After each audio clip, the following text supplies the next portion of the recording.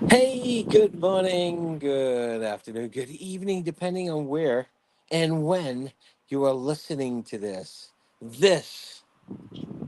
Sorry, I wasn't prepared for this. This is Coffee with Kevin, and we are, I guess, on location. We're outside, and I decided to do something a little different today. Let's see how this works. It's on my phone, so if there are technical difficulties, I really apologize for that. Go into chat, see if anyone's there.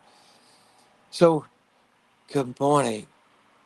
It's a wonderful day. I'm outside. The sun's starting to come out. We're here in Tampa area in Florida. It's see. Well, I can't tell. I think it's in the 80s. It's a bit humid out here. I wanted to be out here in just a little different scenario for us because I haven't been out in quite a while, or out of the studio, should I say. So here we are. So I hope it's been going well for you. I had the strangest thought this morning. I got up early this morning. Nature called. Went in the bathroom and I'm lifting the toilet seat like any proper gentleman should do when they're standing up. And I wondered how many times in my life have I done this? How many times have I done this? I was going to go for approximate. I was going to, multiply days I've been alive by, maybe two or three a day. And then a, then I had a thought. I said, okay, when did I start doing this? When did I start lifting? And when I was 6, 7 years old, um, I had all these thoughts around there. And you know what? A lot of the times that, we go from the point where we don't lift the the toilet seat. We try to aim through it, and then we get a lot of harassment from the people who have to use it. I know it's a strange subject. Then when we get married, it's like, okay, remember to put the seat down. Once you got the seat up, once you're in the habit of getting the seat up, remember to put it down. It's only polite. So then I started putting it down. Now I put both seats down, the cover and the seat. And then I was hearing, well, when it's dark, think that I think I can sit down on it, and the cover's on. So actually, it's almost like you can't make anyone happy. But anyway, I had all these weird thoughts, and I was going to go to math. I was going to go multiply and get some sort of number there. It was just a weird thing, and I'm thinking, okay, why? Why am I thinking this? Why is this coming to mind? And I guess kind of statistical with certain things. And I guess I was being statistical with this, but it is part of my creative outlook, the way I look at things. And if you've got these weird thoughts coming in and you're wondering why, just take a look at how you're looking at them in the moment. And maybe that'll give you a clue. For me, is when I'm able to statistically look at things, or look at things in a certain manner, look at things that I really enjoy, that I have passion about. That's when the juices start flowing, and when the juices start flowing, that's when you become very productive in whatever you're doing. So I just wanted to, in a long way, say, okay, if you've got these weird thoughts coming to your head, examine why, and maybe deep dive into them and see if that's something you want to deep dive into. And just to get the juices flowing so you can then apply that passion, apply that curiosity. Sometimes it's a strong curiosity to something else in your life. Right. I am the quote for today. Quote for today is a quote by James Allen. James Allen wrote a famous book called As a Man Thinketh, but he's also the father of modern day psychology, or considered by some the father of modern day psychology. His quote is: "The soul attracts which it secretly loves, and also which it fears."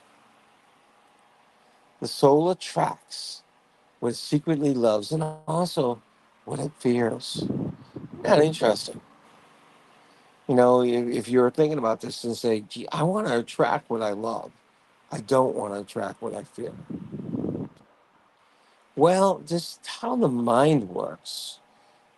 And James Allen may have been thinking about not necessarily the soul itself, but our mind, our subconscious mind, our conscious mind. He might have been thinking about our inner mind. Because when we fill our thoughts with something, and typically we're going to fill our thoughts with something either that we absolutely love or that we absolutely fear. That's called worry, and we've all felt it, haven't we? Of course we have. Of course we have. So when we fill our minds with what we either love or what we either fear, we're going to attract it to us. It doesn't matter whether we like it or not. See, in hypnosis, we have this saying that we tell our clients, and we learn ourselves. The subconscious mind doesn't take a negative, doesn't understand a negative. And what that means is it doesn't matter whether you say, I want this to happen, or I don't want this to happen. The mind focuses on what you what is it you're thinking about that's going to happen, whether you want it or not. And it'll do its best to bring it to you. Now, from a psychological standpoint, from a neurological standpoint, I'll tell you how that would work. We have something called the reticular activating system, the RAS, and that part of our brain is like the big filter for our brain. It's like the big filter. It says, okay, you're only going to be paying attention to this stuff. Because truthfully, we can't take in everything that's out there at any moment. There's too much stuff for us. It's been it's been theorized that there's 4 million or more. Last I heard was 8 million bits of information available to our senses at any moment. Meaning, I'm sitting out here and I can see the sunlight. I can see the breeze is pushing the palms and causing shadows. I see my cat that's listening to this, but she's not looking at me. There's a fan going on. I can hear the fan. There's all sorts of stuff going on in my sensory perceptions right now. I'm feeling uh, the coffee cup in my hands, tasting and smelling the coffee, everything. And if we were able to all get that simultaneously, we'd go nuts. It's too much information. So it's like it's just like a hundredth or a thousandth of a percent of what's out there that we can take in at any one time. So the RAS is meant to filter. Part of the RAS that's has a part of the filtering, should I say, is for the stuff that's dangerous. We listen for loud noises or see things in our peripheral vision to make sure that, we're not walking into stuff or something's not going to hit us, whatever it is. So part of that filtering is safety. And another part is, what's best for us. And that part is programmable. That part is, okay, what have I been thinking about most of the time? That's when you actually start to see things. You see opportunities that you haven't seen before. You see resources. You see things you just haven't seen before that might have been there all along. If you've ever wanted to buy a new car and you did all your studies and you looked at lots of them and you finally found the model that you wanted, you find the model or maybe even the color that you wanted. And all of a sudden you start seeing them on the road where you hadn't seen them before. You were thinking that you were getting something unique, and all of a sudden you weren't. All of a sudden they were all over the place. They were always there. They were always there. But you didn't notice them.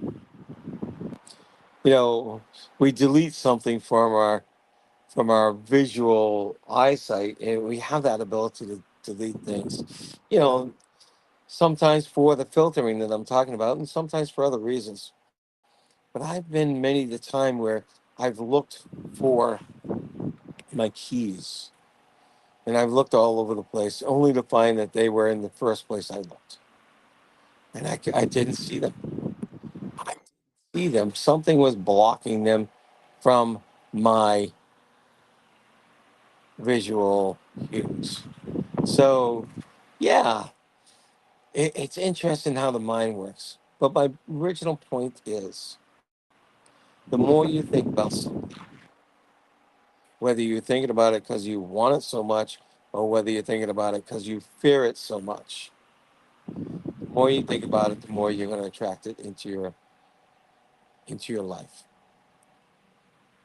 So I want you to remember that when you're starting to let your thoughts go and all of a sudden you think, oh, I don't want to think about so much what I'm worrying about. I like to think about what I want instead of what I don't want. By the way, I tell my clients that all the time.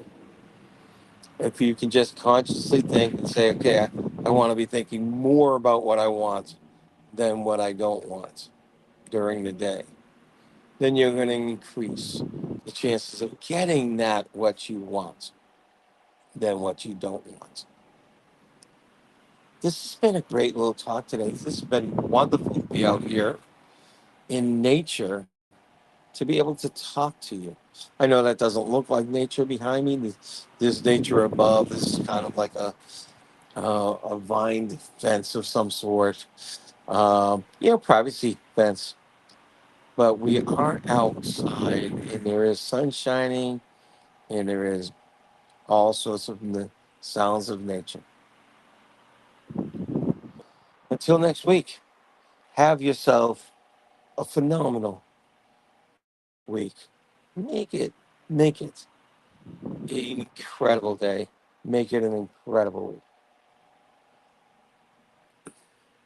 Take care. Bye.